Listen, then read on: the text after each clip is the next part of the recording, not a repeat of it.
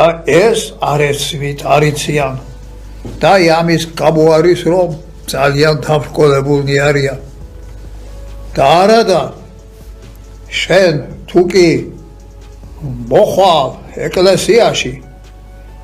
მარტო არ ხარ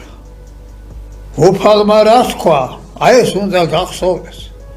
მე მივდივარ აქ და არ ხტოვებთ ობლად და დაჯექით საყდარსა შიდა ვიდრე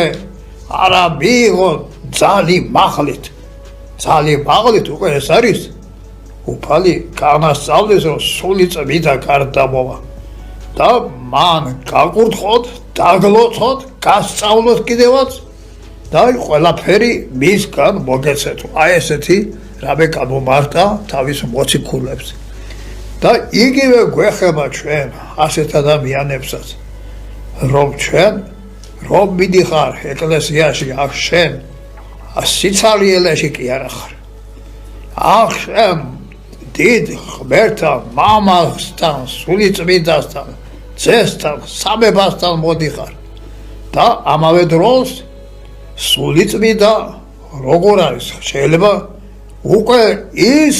შენში შემოვიდეს შენ განგაბრძნოს უეჭველად